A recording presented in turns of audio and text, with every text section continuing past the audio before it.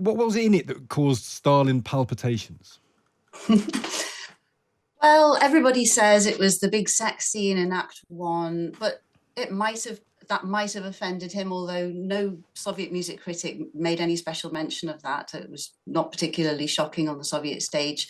Stalin was known to have been quite prudish, so maybe he was offended by that. But really, what upset him was the modern style of the music. It wasn't the kind of music he liked.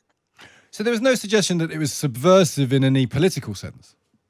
No, quite the reverse. It was a very Sovietized reading of this 19th century novel by Nikolai Leskov, where the main character, Lady Macbeth, was supposed to have been quite evil. You know, I mean, she killed her husband, she killed her father-in-law, she killed her nephew, all to inherit because they were a rich merchant family, all to inherit the estate and the business so she could marry her lover, the worker Sergei.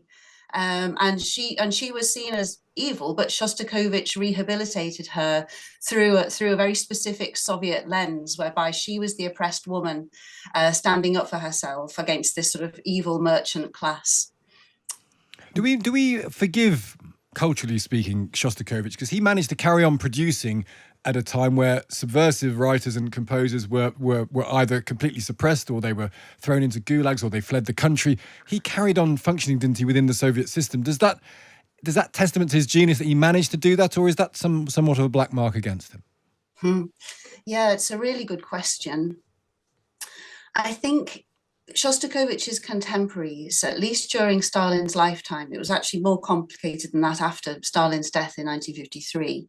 But when Stalin was alive, and particularly, you know, in the late 30s, those awful years of purges, the Great Terror and the mass arrests, Shostakovich was himself in danger and was recognized by his contemporaries as being in danger after these attacks on his opera. And it took him over a year to be fully rehabilitated from that. And even then, there were always people kind of, you know, poised in the wings out to get him.